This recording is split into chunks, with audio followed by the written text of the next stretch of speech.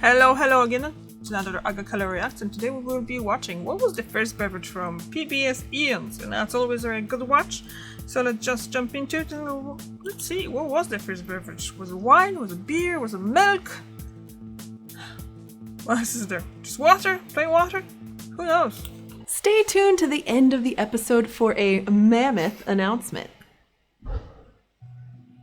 In 2000, food science researchers found something surprising about a part of our diet so basic, we don't even really think of it as a thing. They fed a group of people 450 calories in jelly beans, best experiment ever, while they gave the other group a drink with 450 calories. And the group that ate solid food responded pretty much how you'd expect. They felt full. They even reduced their eating for the rest of the day by about 450 calories. But the group that drank their calories didn't. They went on eating as normal, and some even ate more than usual. Scientists ran similar experiments again and again, and they repeatedly found the same thing. Drinks don't make us full. Now, researchers aren't 100% sure why. It might be that liquids enter our intestines faster than food, or that beverages don't trigger that I'm full peptides that we get from certain foods. But either way, it turns out our bodies haven't quite mastered drinking. And that's because of our past. For almost all of human history, as adults, we drink just one thing: water. While beverages from coffee to cocktails are basic in many cultures today, humans only entered our modern beverage era relatively recently. Yep, that's actually what scientists call it. And our bodies just haven't caught up yet. So when exactly did we start drinking other things, and why? To find out, we have to look at the world's oldest beverages, which might not be what you expect.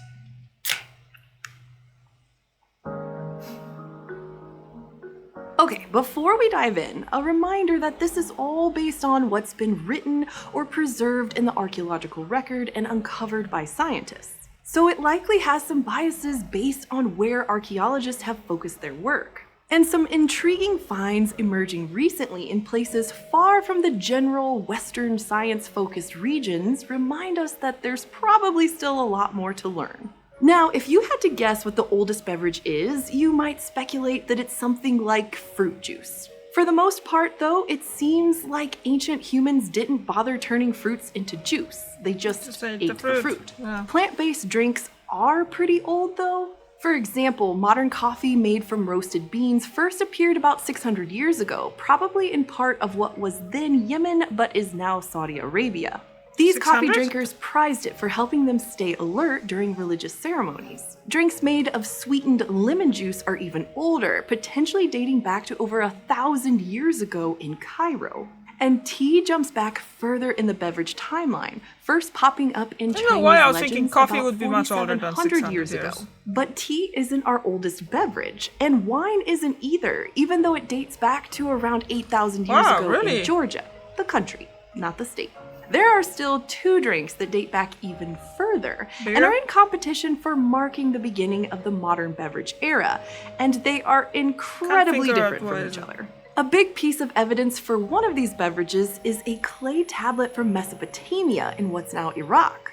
It dates back to 6,000 years ago and tracks the size of cow herds. These ancient records likely indicate that these people, the Sumerian civilization, kept animals to produce dairy. So was our oldest beverage a glass of milk?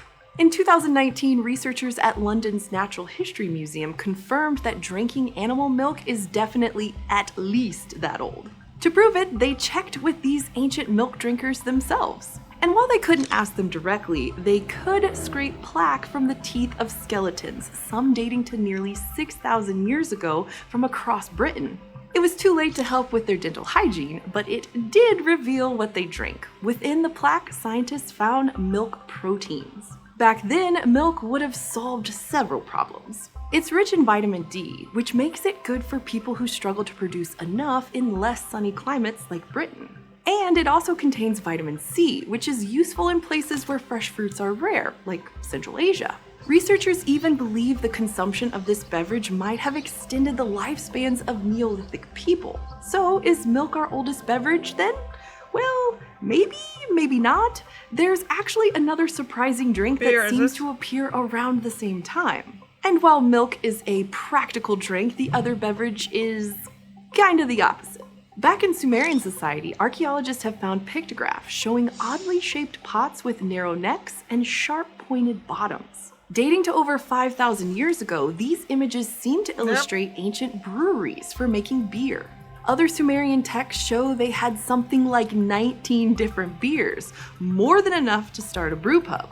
In fact, beer seems to have been so popular that some researchers estimate 40% of Mesopotamian grain may have gone to brewing. Other ancient texts reveal that some Sumerian workers even got paid in beer, up to 5 liters per day. But why beer? Well, beer purifies drinking water and also has its fair share of minerals and B vitamins. But beer's main appeal seems to have been its effect. Beer drinkers likely valued the beverage for the intoxicating experience. One ancient Egyptian scroll from about 3,400 years ago, for example, basically cautioned people that after drinking beer, you might say things you won't remember afterwards.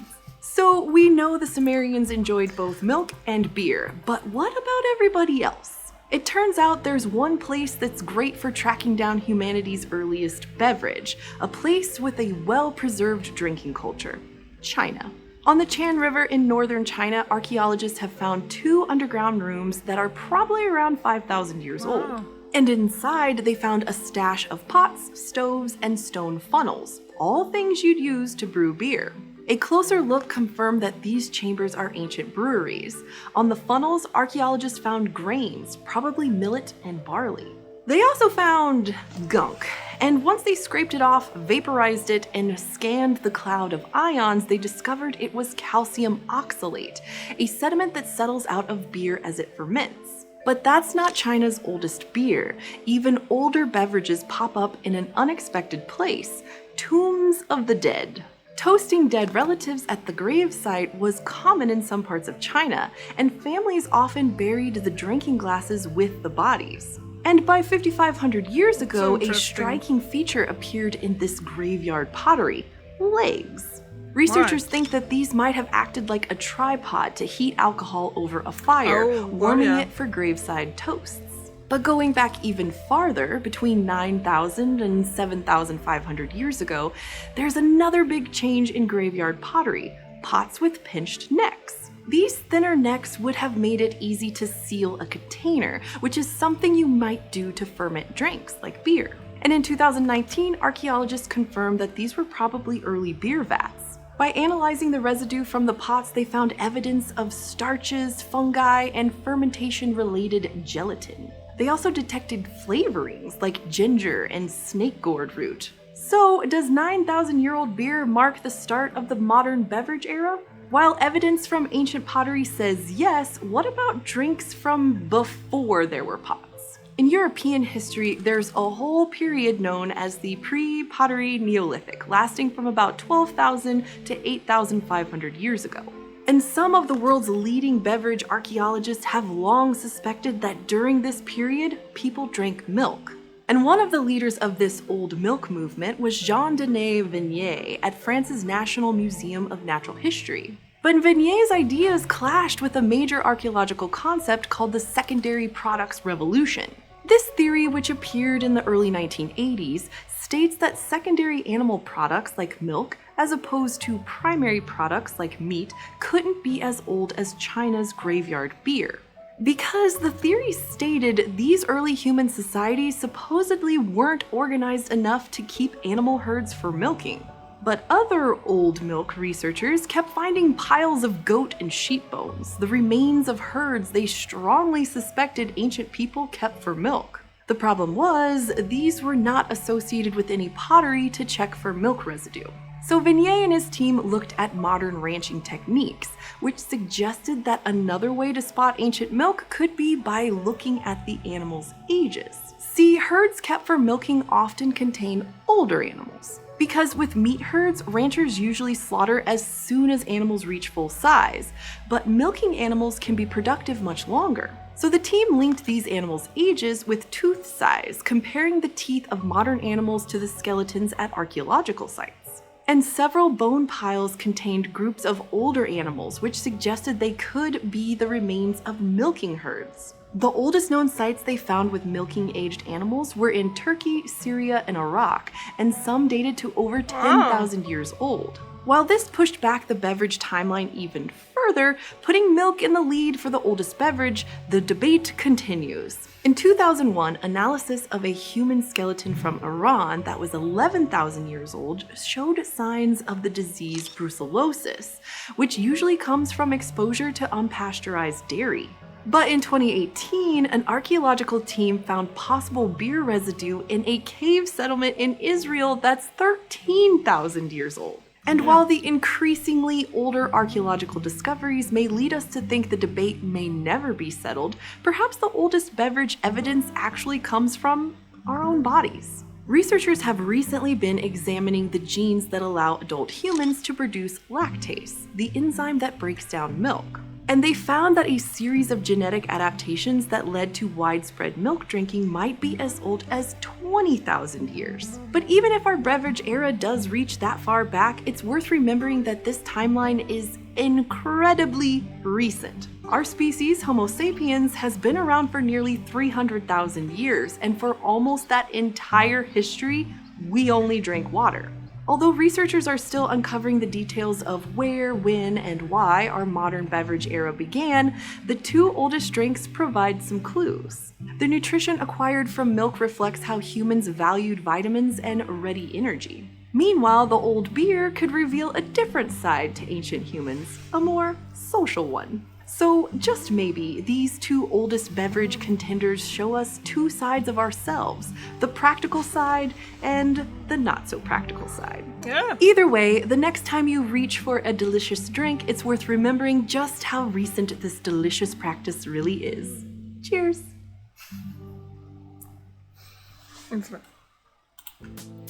Okie dokie. So basically, I'd be more in the fact of a milk drinking being older than beer, because I think, I don't know, it's kind of hard to actually decide, because obviously there might have been something that, I don't know, I wonder how, I always wonder who decided, oh, I'm gonna try this milk from that animal, things like that. So obviously they must have, someone was the first one to try it. Okay, what you take? Is it beer or milk? I really think it's milk. Yeah. Thank you very much for watching. I see you tomorrow. Bye.